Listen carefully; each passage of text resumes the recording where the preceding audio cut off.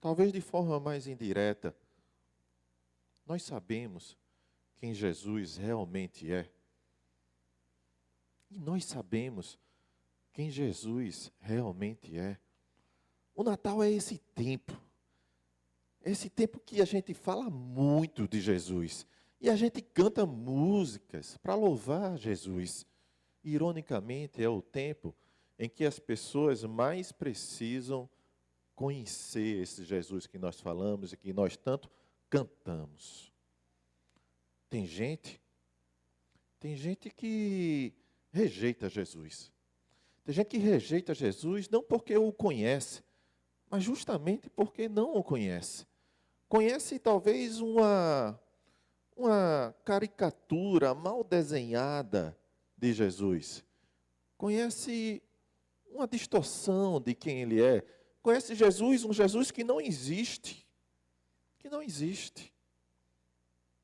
E quando a imagem e a compreensão que temos sobre alguém, ela é errada, o nosso entendimento e o nosso conceito sobre esse alguém, ele também fica errado. Por isso, hoje pela manhã, eu quero falar, eu quero apresentar esse Jesus, a qual nós tanto falamos e tanto cantamos o seu nome. Esse Jesus que não tinha onde nascer, e não tendo onde nascer, nasceu num lugar totalmente inapropriado, arranjado, numa manjedoura. Você sabe o que é uma manjedoura? A manjedoura é esse lugar que se colocava comida para os animais se alimentarem, comer. É o recipiente, o objeto lá que se colocava comida para os bois, os jumentos, as ovelhas. Geralmente era em gruta ou num estábulo. Lugares simples, improvisado muitas vezes, nada nobre. O nascimento de Jesus, ele ressignifica a manjedoura. Ele dá um outro significado para a manjedoura. E eu me pergunto, muitas vezes, se ainda existe um espaço real de Jesus dentro da humanidade. E quando eu digo dentro da humanidade, eu me incluo, tá? Dentro aí. Eu me incluo na humanidade. E eu pergunto se existe um lugar para Jesus dentro dos nossos corações. Mesmo que as pessoas, e eu me incluo, repito, sejam impróprias, imperfeitas, assim como aquele lugar que Jesus nasceu, manjedoura não se trata sobre a perfeição desse lugar. A manjedoura se trata de um coração que está disposto a receber Jesus. Mas receber qual Jesus? De qual Jesus eu estou falando? Quem é esse Jesus que nós tanto cantamos? Eu volto aqui para a pergunta inicial. Nós sabemos quem Jesus realmente é? Bom, eu quero entrar nesse tema hoje de manhã. A minha missão hoje aqui, junto com vocês, é apresentar esse Jesus. Mas antes de falar quem Jesus realmente é, eu gostaria de passar aqui bem rapidamente e dizer quem Jesus não é. Porque muitas vezes, conversando com as pessoas, com amigos de trabalho, com pessoas na rua, eu percebo que o Jesus que elas estão seguindo não é o Jesus apresentado na Bíblia Sagrada. Não é. Por isso eu quero levantar aqui pelo menos 4 tipos de Jesus e dizer que Jesus não é. Não é. Por exemplo, Jesus não é uma filosofia de vida. Jesus não é uma ideia. A ideia a gente acolhe, adapta, ajusta, usa quando convém e quando a coisa aperta, a gente abandona, pega outra ideia. A filosofia pode até melhorar o nosso discurso, a nossa fala, mas a filosofia não salva a vida de ninguém. Paulo vai dizer lá em Filipenses capítulo 3, versículos 7 e 8, mas que para mim era lucro, passei a considerar perda por causa de Cristo. E mais ainda, considero tudo como perda, comparado à suprema grandeza do conhecimento de Jesus Cristo, meu Senhor, a qual eu perdi todas as coisas e considero todas essas coisas que eu perdi como esterco. Paulo olha para toda a filosofia da época, para tudo que se dizia, e ele diz, olha, diante desse Jesus que eu sigo, eu considero todas as outras coisas como perda, como esterco.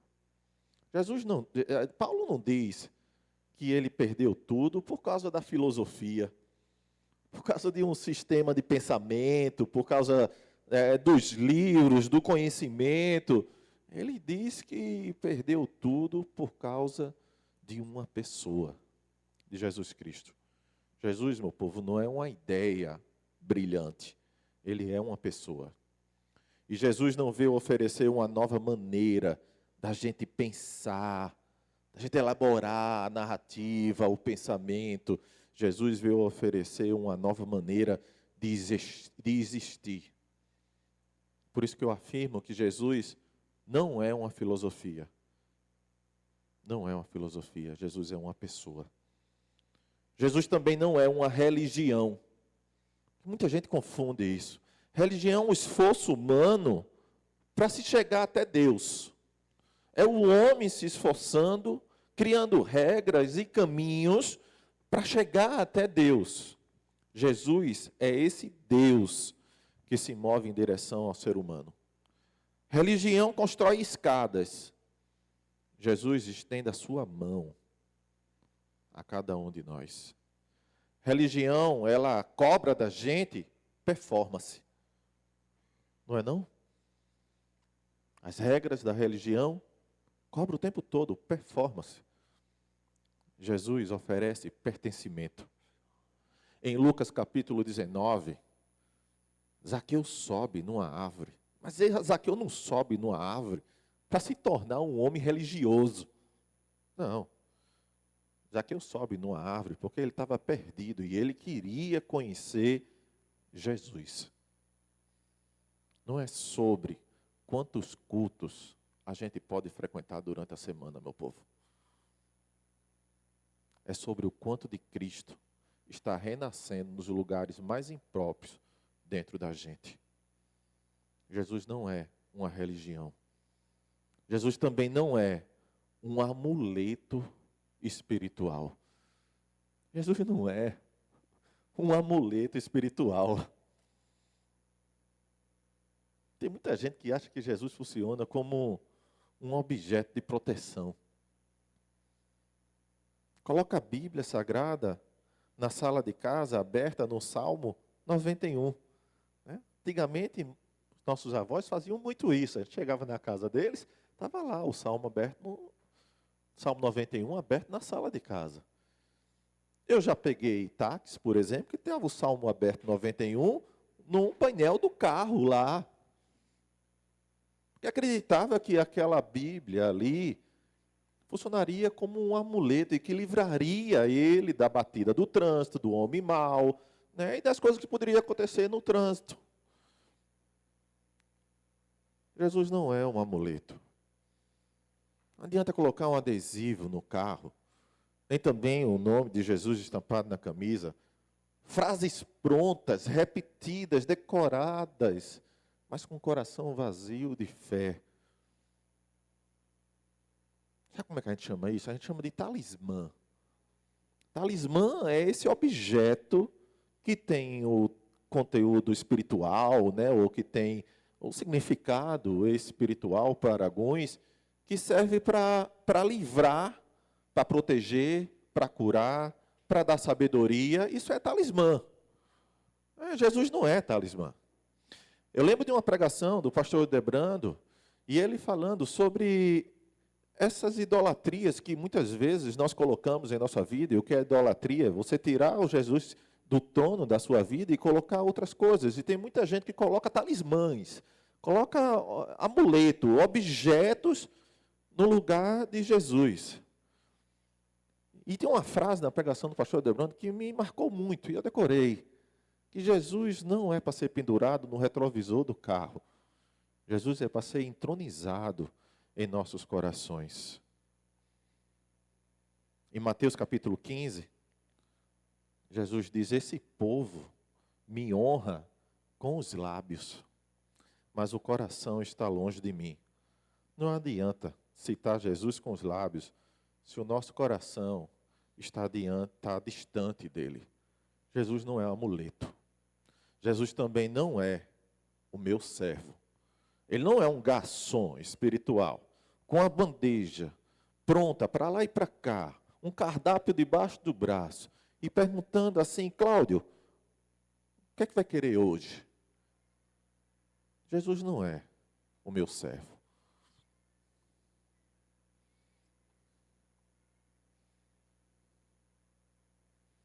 A fé cristã, meu povo, não é Jesus se adaptando à nossa vontade. É a nossa vontade sendo transformada de acordo com a vontade de Deus. Seguir Jesus está longe, longe, longe dessa filosofia ou teologia que nos ensina a dar ordens para as coisas acontecerem. Seguir a Jesus não é dar ordens. Seguir a Jesus é negar a si mesmo. Em Marcos capítulo 8, Jesus chama a multidão, chama também seus discípulos e diz: se alguém quiser me acompanhar, negue-se a si mesmo, tome a sua cruz e siga-me. Ele não é servo dos meus desejos. Eu que sou discípulo dele. Jesus não é nada disso. Não é esse Jesus que nós cantamos, não é esse Jesus que nós celebramos agora no mês de dezembro, não é esse Jesus, não é o talismã, não é o objeto, não é religião, não é nada disso. Mas quem é esse Jesus que nós queremos apresentar hoje? Quem Jesus é? E para responder essa pergunta, eu quero ir lá em Isaías, capítulo 9, versículo 6, que diz assim: porque um menino nos nasceu, um filho nos foi dado, e o governo está sobre os seus ombros, e ele será chamado Maravilhoso Conselheiro, Deus Poderoso, Pai Eterno, Príncipe da Paz. Jesus é o menino que nasceu. Natal começa com essa afirmação simples. Jesus é o menino que nasceu. Jesus é uma pessoa. Em João, capítulo 1, João vai dizer que o Verbo se fez carne e habitou entre nós. Deus não enviou um conceito, Deus enviou o seu Filho, uma pessoa, para estar em nosso meio. Uma pessoa que nasceu no lugar onde se dava comida para os animais. Jesus nasceu no lugar, Jesus tem endereço, tem CEP ali. Ele é uma pessoa. É uma pessoa que sentiu fome, que sentiu cansaço, que chorou. Chorou pelos seus amigos, chorou com os seus amigos, chorou sozinho. Tocou nas feridas das pessoas, abraçou crianças. Há uma outra frase do pastor Odebrando que ele diz que o evangelho tem cheiro de gente, porque Deus se fez gente. Eu acho essa frase linda. O evangelho tem cheiro de gente, porque Deus se fez gente. Por isso, quando você estiver orando, fala com Jesus como se fosse uma pessoa, não como um amuleto, não como uma religião, como uma filosofia, ou como um Deus tão distante, sabe, com a formalidade de quem não pode se entrar na presença de Deus. Ele é o menino que nasceu, ele é gente. Seja honesto na sua oração, se permita se apresentar para Ele do jeito que você é, com suas fragilidades, com seus pecados, porque Ele já te conhece. Não tenha vergonha das tuas vulnerabilidades, porque é aí, na vulnerabilidade de cada um de nós, na minha, que Ele escolheu nascer e transformar a minha vida. Por isso, nas orações, Trata ele como gente. Conversa com ele como um amigo, como alguém que está próximo de você. Jesus é o filho que foi dado. O menino nasceu, o filho foi dado. Aqui, meu povo, não é um acidente biológico. O menino nasceu, o filho foi dado. Não é. É entrega voluntária. Deus não apresentou Jesus ao mundo como um empréstimo. Deus doou Jesus ao mundo. De tal maneira que todo aquele que crê não pereça, mas tenha a vida eterna. O Natal, meu povo, é o primeiro passo da cruz. Nascimento de Jesus, lá naquela manjedoura, no lugar impróprio, é o primeiro passo desse menino para a cruz. E a manjedoura, ela aponta para o madeiro. O Natal anuncia o Filho de Jesus, que veio ao nosso encontro, que não se prendeu a ser igual a Deus, mas escolheu o caminho do amor, da entrega e do serviço. O amor de Deus não é discurso. Repito, não é filosofia, o amor de Deus é doação. Ele se doou por amor a cada um de nós. Jesus é aquele sobre quem está o governo. Na tradição judaica, colocar o governo sobre os ombros significa assumir o peso do povo. É carregar aquilo que ninguém mais consegue carregar, sustentar sobre o povo. Ele coloca sobre os seus ombros. Isaías descreve o Messias, não um Messias que ostenta poder, mas ele apresenta um Messias que carrega sobre os seus ombros graça, amor, paz, misericórdia, reconciliação. Jesus nasce como rei, mas nasce numa manjedoura. E isso revela que o seu governo não segue a lógica desse mundo, não segue a lógica dos homens. O próprio Jesus disse isso diante de Pôncio Pilatos: o meu reino não é desse mundo. O reino de Deus não compete com os reinos humanos. Quando o poder político, os governos entram em colapso, em confusão, em decadência, o reino de Deus não acompanha isso. Porque o reino de Deus não tem nada a ver com essa lógica dos homens. O reino de Deus é outra, opera em outra lógica. Enquanto o poder dos homens, o governo, fala sobre força e conquistar as coisas por força, Jesus ensina que o seu reino é pelo serviço.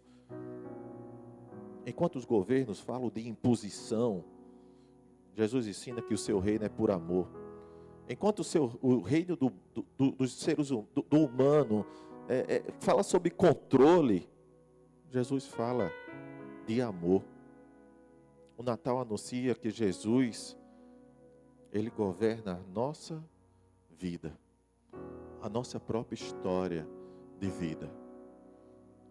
Não com essa lógica dos governos humanos, mas com a lógica do seu reino. O menino de Belém carrega nos ombros um reino que não é desse mundo, porque começa aqui, dentro do nosso coração, e se manifesta num processo de transformação da vida de cada um da gente. Jesus disse: o meu reino está próximo. Por isso que se arrependam, porque o meu reino está próximo, está acessível. Não é próximo de data, não é próximo de uma região geográfica. Dobra ali à esquerda, à direita, e tu vai chegar lá no meu reino. Não. Arrependei-vos, porque o meu reino está acessível a cada um de vocês. Esse reino de amor, de graça, de serviço, de misericórdia. Sobre os seus ombros está o poder. Jesus é um maravilhoso conselheiro. Maravilhoso. Essa expressão na Bíblia, eu grifei até aqui na minha Bíblia, maravilhoso conselheiro. O que é que vem à sua mente quando diz maravilhoso? Na minha mente eu fiquei pensando, maravilhoso, É aquilo que enche o meu coração de alegria e dá vontade de rir, de felicidade. E conselheiro é aquele que guia a minha vida. Maravilhoso conselheiro é aquele que enche a minha vida de felicidade e guia a minha vida. Jesus como conselheiro, Jesus não dá palpite na nossa vida. Jesus como conselheiro, como maravilhoso conselheiro, Ele mostra o caminho. E Ele é o caminho. Ele não fala apenas para agradar aos nossos ouvidos. Ele fala aquilo que precisa ser falado para existir cura dentro da gente. E aqui eu me pergunto, sabe, se Jesus é esse maravilhoso conselheiro e nós cantamos isso e declaramos e cremos nisso, por que nós damos tanto ouvidos a outros conselhos? Se Ele é o nosso maior conselheiro, maravilhoso conselheiro, por que eu dou tanto ouvido a outros conselhos? Talvez ao conselho da lógica, do poder desse mundo, que se vence as coisas pela força do braço, que o poder dita muita coisa. Por que a gente faz isso? Antes de decidir alguma coisa na sua vida, ouça Jesus. Antes de reagir, consulte a Jesus. A sabedoria dele dá sentido real para a nossa vida. Jesus é o Deus poderoso. Poderoso não para oprimir aqueles que estão servindo a eles, nem para controlar a vida como se fosse um objeto que se controla. Ele é poderoso para salvar. Ele é poderoso para levantar o caído, poderoso para nos oferecer vida plena. O poder de Jesus não humilha. Isso é o que a gente mais vê, né? Em nome da religião, quantas pessoas estão sendo humilhadas? Ele é Deus poderoso, mas o poder dele não humilha. Ele restaura. Quando sua força estiver acabando, saiba que a dele permanece. Chega junto dele. Diz: Senhor, minha força está acabando, mas eu sei que o teu poder não acaba. O teu poder, ele permanece. Quando tudo parecer perdido para você, ele continua sendo Deus poderoso. Jesus é o Pai eterno. Aqui Isaías apresenta Deus, o lado paterno de Deus em Jesus Cristo, na promessa do Messias que viria. E Jesus, quando nasce e habita entre nós, ele revela esse Deus que cuida da gente, que protege, que permanece. Jesus revela um Pai que não nos abandona. Jesus revela um Pai que não desiste, que não tem data de validade, que se cansa. Em Jesus, Deus se torna Pai eterno de todos nós. E se agora, nesse período do ano, tanto vocês que estão aqui, como você que me escuta na internet, bater aquela tristeza porque faltou Pai na sua vida, saiba que Jesus pode preencher esse lugar. No Natal, convida Jesus para sentar nesse lugar na tua vida. Jesus é a expressão máxima de Deus. Jesus revela esse Deus que é Pai eterno de cada um de nós. E Jesus, por último, é o príncipe da paz. Não é a paz de silêncio. Não é a paz da ausência de conflitos.